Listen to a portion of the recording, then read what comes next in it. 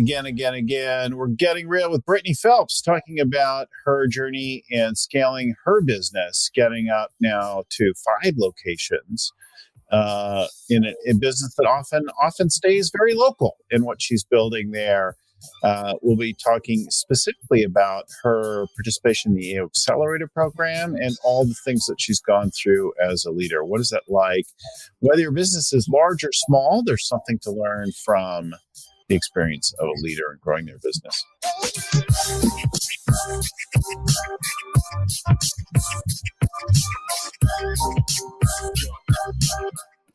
Hi again, everyone. I'm Bill Gallagher, scaling coach, host of the Scaling Up Business podcast.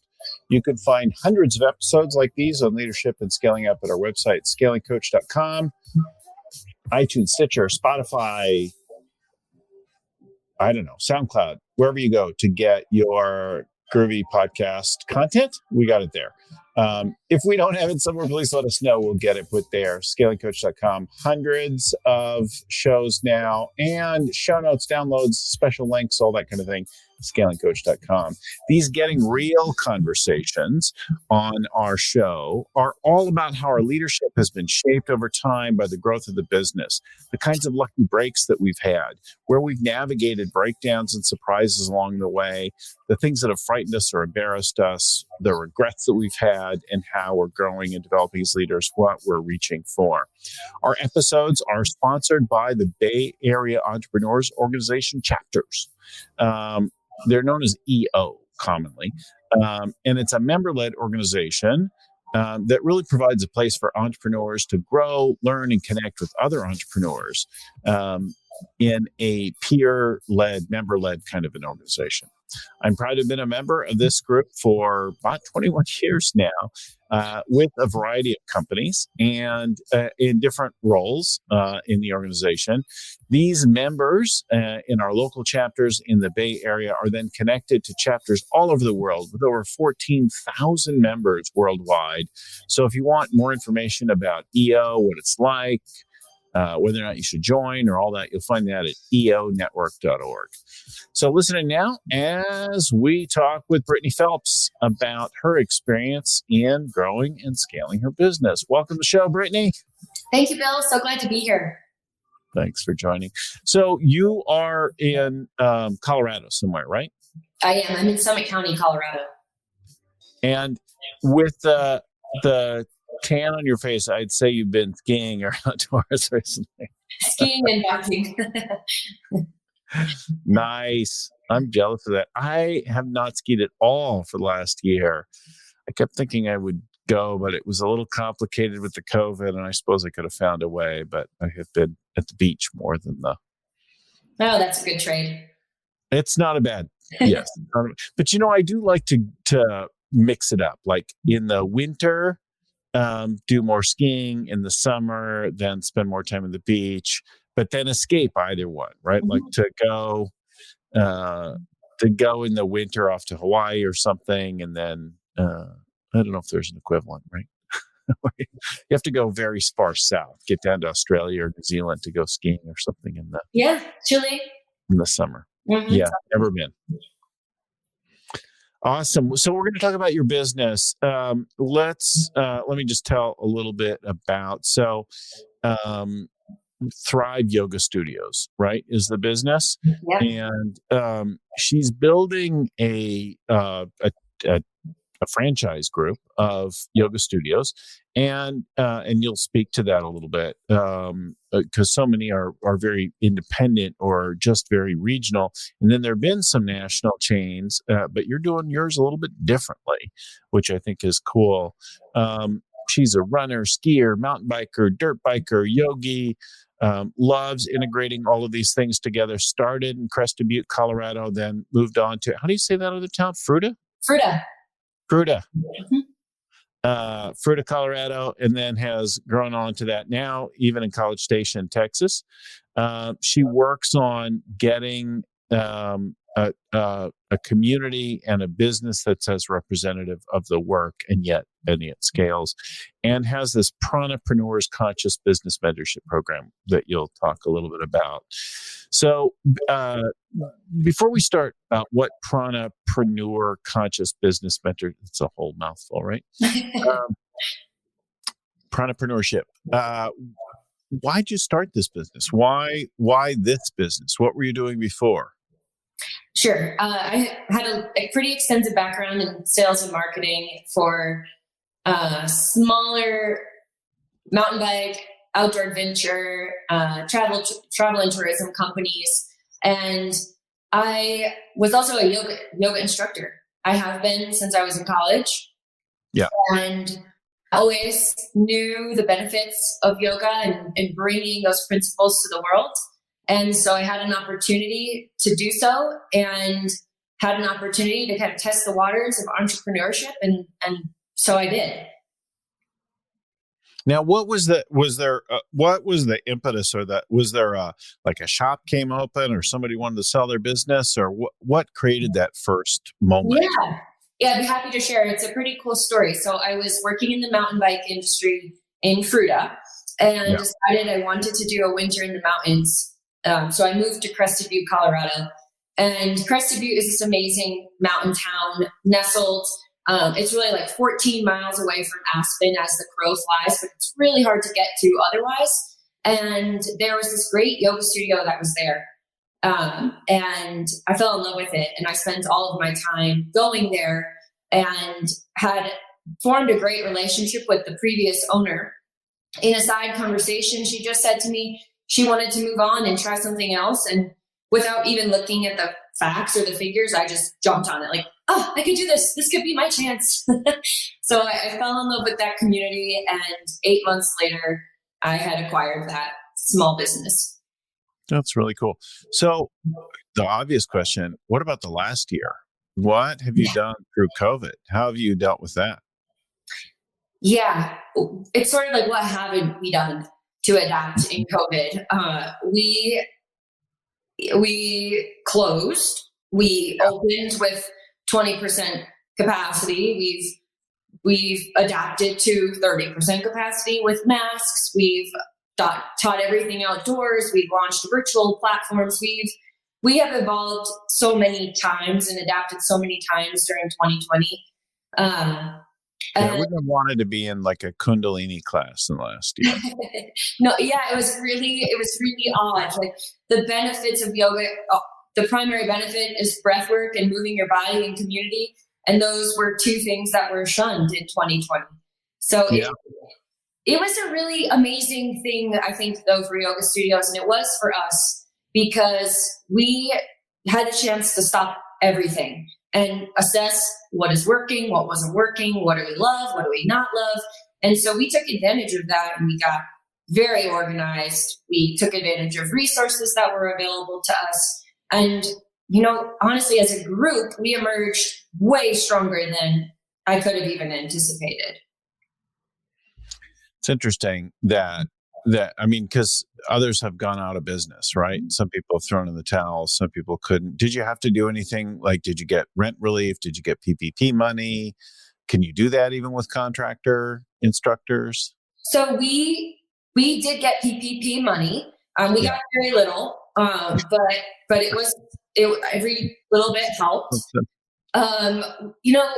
We were really lucky. I have a hilarious story of how I bought the business, and I made for whatever reason, I heard this like Tony Robbins podcast about recession proofing your business. And I took that very seriously from day one. And so I worked very hard for 3 years to make sure we had no business debt. And when COVID hit, we were in an okay position financially. Because you didn't have the debt, right? Yep. And so our landlords, everyone was great to us. They offered us to what would you say, like, spread out our rent for the next few months, which would be the next few years. And I turned that down just because I had money in the bank and I was able to pay our rent, and I didn't want to stretch that debt any longer than I needed to. So, and in COVID, I ended up, because I was able to close my locations for 3 months, I had the time to build an operations manual, an HR manual, staff manuals, redo our websites. Like, I got so organized that we closed. Because of COVID, Yeah, because of the restrictions. Yeah, really good. Yeah, yeah. Mm-hmm. And so we closed March 11th. We closed our 3 locations. And then by April 15th, I franchised my first studio. And then we opened in June, and by September, I franchised the second. So that pause was imperative for me, really, to be able to scale. Interesting. So what would you say was harder, getting into the business and funding it initially, or dealing with the COVID restrictions? 100% starting the business, because this is hilarious. I'm so glad you asked me this, because with COVID, it was like the whole world was experiencing the financial crisis and the doors closing. But with business startup, I was going on character. I was going on my forecasts. I didn't have the rest of, like, the banking and lending industry was not about saving small business necessarily. So, like, to be able to fund the business, create proof of concept, just build my character, build trust, build community was exhausting, and that was like 3 years of all day, every single day. So I laugh because I'm grateful that I've had both. I've had the opportunity to experience both of those challenges. But it's interesting. What would you say has been your luckiest break so far? Ooh, I've had a few, and I'm going out on a limb here, but I feel like I'm just on the verge of my luckiest break right now. Through EOA, through my accountability coach, he just connected me with a woman who has 20 plus years of growing boutique fitness franchises and units. And so we just started meeting, and I feel like I found the perfect mentor with the right contacts. So I'm really excited about where we're heading with that. Yeah, interesting how a connection can be one of our luckiest breaks, making friends with someone who knows something that we never realized we needed to know. So talk about your experience in the EO Accelerator program. How long have you been in the program? What have you been applying from it? Where have you been benefiting from it? Sure. I joined, I think my class or my group began, my first learning day was in April of 2020. And so I've been able to do 3 learning days, or 2 learning days, and our third is this Thursday. And those have been exceptional. My accountability, just to be able to apply the content that I'm reading to those active working sessions has been really productive. Like I said, my accountability group, my coach has really perfect connections for me, and he's been very willing to introduce me to all the right people. And so for our listeners, the accountability groups are a group of peers with a volunteer coach who's just got a little bit bigger business, who's helping the group move through the work of the program. And these accountability groups meet in between individual, what we call learning days. They're one-day workshops where we dive deep into people, strategy, execution, cash, the 4 decisions from the Scaling Up book. The Scaling Up book, really the genesis, the beginning of that started with an EO program called The Birthing of Giants, where in working with that program, Vern distilled and honed, he might say it a little bit differently, but roughly the original Rockefeller habits from reading the book Titan about John D. Rockefeller's life. And then that eventually grew into the whole Scaling Up framework, which includes people, strategy, execution, and cash. And that core curriculum is the foundation of the EO Accelerator program, which between the participants in the program and the coaches, the other people running the program, reaches about 2,000 companies around the world, roughly right now per year. And you are in the program in Colorado, right? Correct. And it's been really interesting in the accountability groups to see the Scaling Up curriculum be so applicable and helpful across all industries. Yeah. So these tools are not industry specific. This is what yoga studios need to do, or what a construction business, or what a web marketing firm, or what, pick any number of different firms. They're fairly universal things that deal with growing and scaling the business. So you're now 5, and what does the growth look like for the next year for you? I have 3 more pending locations, and booyah.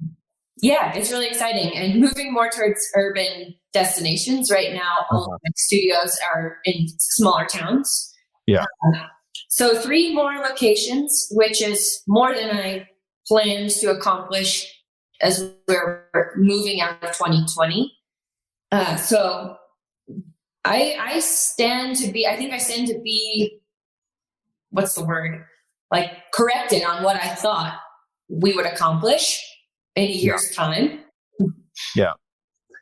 And which of the tools or decision areas is impacting you the most? How is that showing up? What are you doing or not doing of these things? Where has it shifted your business? Sure. Execution, hands down, has been one of the most profound tools for me right now. In less than a year, I've gone from being the owner-operator of numerous studios to being the owner of a brand, to be developing this onboarding system, and then having this onboarding system even need to scale to meet the demands of more studio owners than I originally anticipated. So in so many ways, execution is helping me systematize not only what's happening in the studios, but also what's happening within the brand. And more specifically, I lean on the 10 Rockefeller habits. I look at them at least monthly, just as a checklist and reminder of what needs to happen within my organization as a brand, as well as what needs to happen within individual locations. I've coached billion-dollar public companies that are not doing it with the same rigor. You're doing it, so I appreciate that.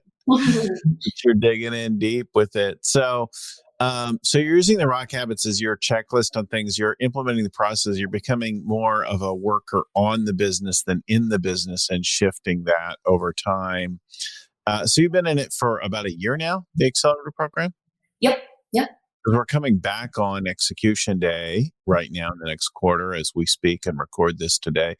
Many people will hear this as our Accelerator participants around the world are going through that deeper dive. So you're about to hear kind of some of the same things and then some new things in the world of execution. And you just came out of the People Day right now, right? Yep, absolutely. So the stores, the studios that you have today, they are, were those people originally employees, or did they buy into these franchise concepts? How has that evolved? They've all come to the studios a little bit differently, come to the studio brand. None of them have been employees thus far. One is a student.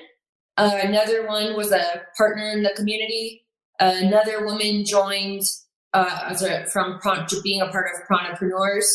And then, so one of those owners owns 2 locations. And then we have a new location opening in the next pending 6 months. Coming soon. Who found the studios through search and just coming to the other locations. Yeah. I lost my train of thought there. Oh yeah, I wanted to understand about how your franchise model is different than other yoga franchise models. What have you done that's unique there? Yeah, I love this question. So I don't know if you know this, but there's roughly 46,500 yoga and Pilates studios in America. They do. And 500 of them are really successful. And so now that number is growing with the emergence of a new yoga brand. So we'll say 2,000 of them are very successful. And most of those, if not all of them, are in urban areas. They are franchised. and they rely on volume. So they may not even be necessarily super profitable, but they're having respectable income and revenues. So Thrive Yoga Studios, what I'm excited about is my passion was to be able to put a yoga studio in every community that desired one. And so that means it's not the template, and the business model isn't just based on volume.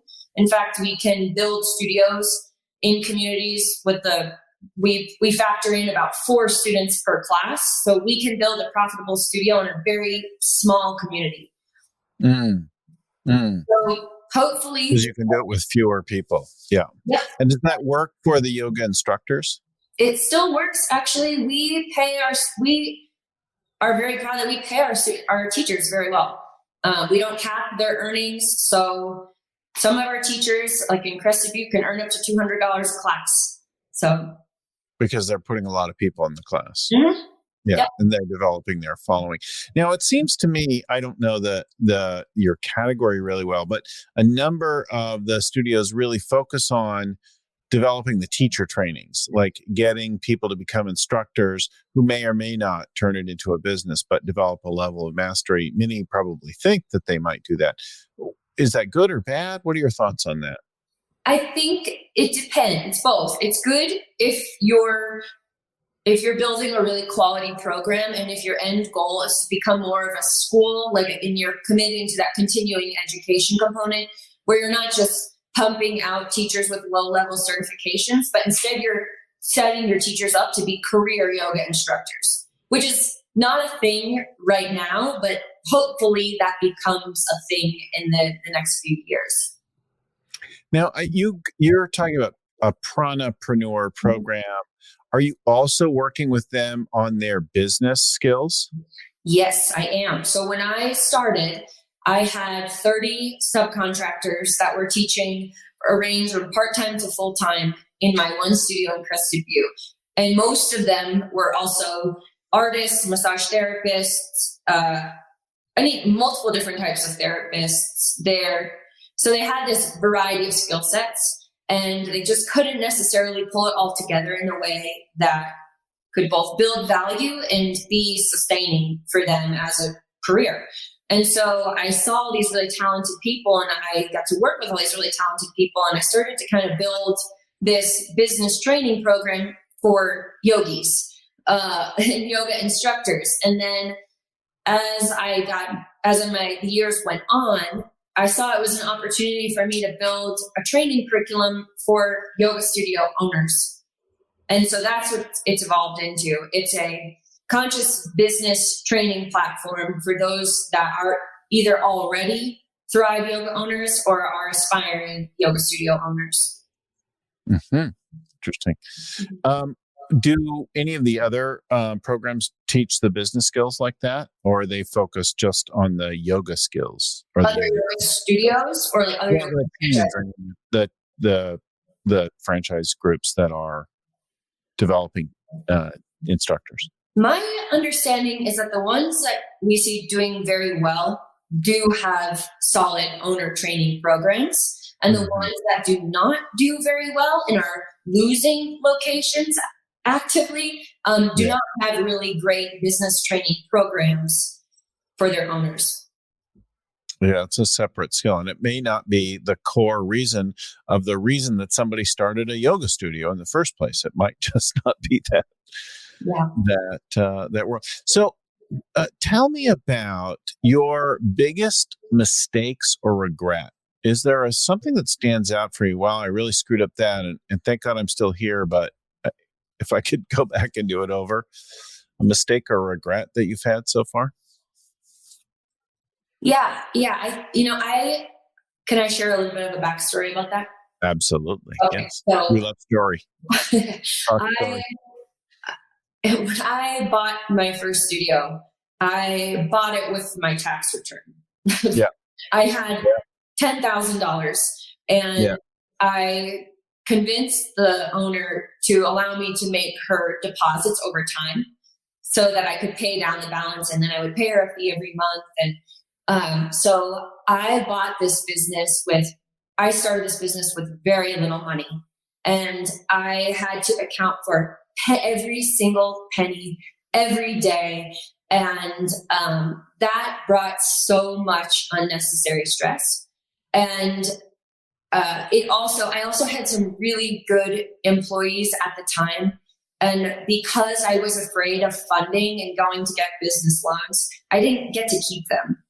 And I feel like if I had a little more confidence in the way my business would grow or how profitable it would be, I could have went out on a limb, got a little bit more financing, and kept really good people from the start, rather than losing them and having to regain that traction with my staff, a couple times since then. Yeah, it really hurts to have to lose people and then try to bring them back. And if you can't give people something sustainable, they have to go and take care of themselves some other place. Yeah. That was one thing our Learning Day coach shared is you have a responsibility for your employees. Yeah. Mm-hmm. Who's leading your Learning Days now? Oh gosh. I can't even remember. His name is Ryan, and I can't think of his last name. Ryan Short. Yeah. He's great. He's been great. Yeah, he's very playful and energetic, right? Loves the games and things like that. He and I are friends, and we're so really different in how we do it. We do a lot of jumping jacks.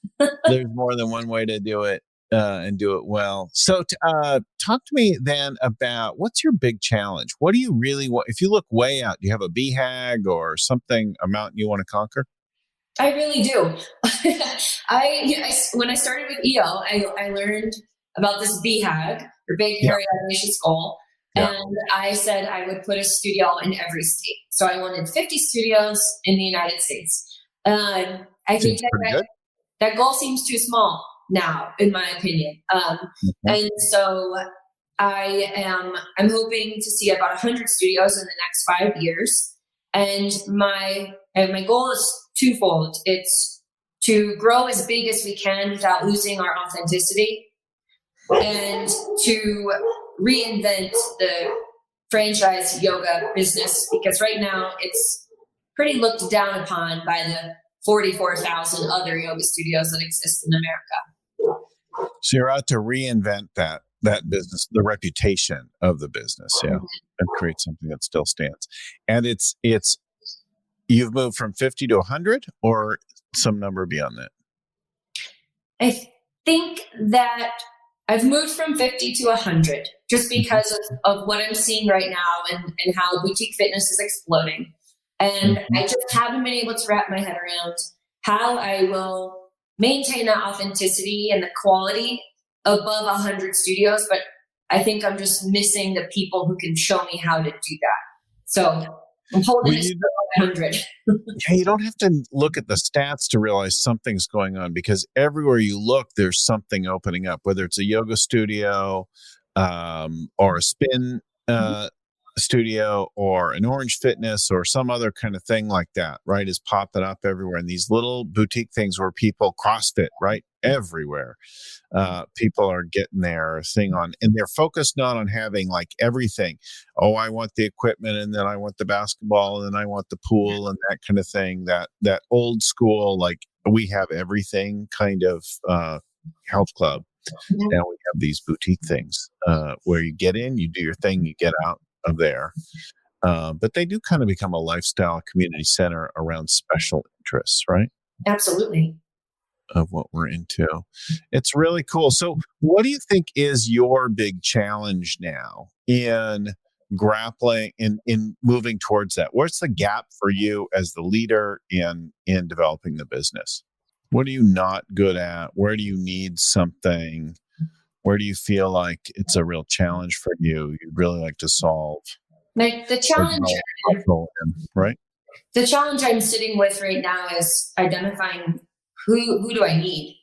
Who do I need to help me take the next few steps? The franchise world is big and it's fast. And I'm really happy in my small, sweet towns. And so And hopefully this mentor, I'm hopeful that this mentor will help become a bridge. And then I know that I need to find a few more influencers and mentors and people to hire and bring on board. So one of our, I'll just suggest something to you. One of our Scaling Up success stories, EO member, all around nice guy, Brian Scudamore of 1-800-GOT-JUNK and now O2E Brands, has really figured out something about franchising that works for them. And there are some tools he uses, including the Vivid Vision process, but in particular, they're really focused on, there's a certain kind of person that really works to become a successful franchisee, and there are other people who are not, and they work on finding and developing the people. And he'd be someone for you to kind of check out and learn and study more in depth. He's certainly talked, there's YouTube clips and there's articles and things like that with Brian out there. Yep. I'll look into that. I've become very familiar with his story in the last year. O2E, ordinary to excellent, right?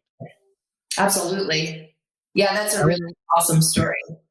I want to remind everyone that this show is sponsored by the Bay Area Entrepreneurs Organization chapters, EO members. Remember, EO is a member-led organization, best place for entrepreneurs to find the peers to connect and learn and grow with. And I've been a member of the organization for 21 years now. Oh my God, I'm a lifer.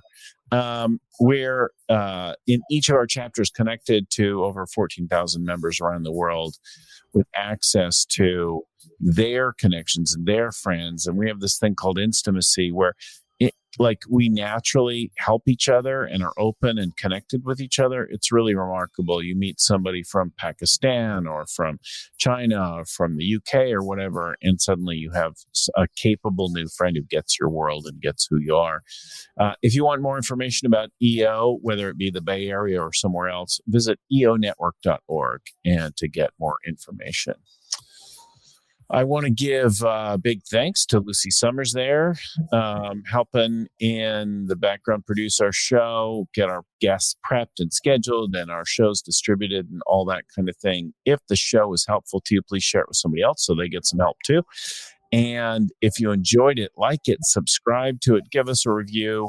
If you subscribe either wherever you get your podcast or on our website, you'll get them every week automatically and you won't miss a one. We do 3 a week, a little bit different format for each of the 3.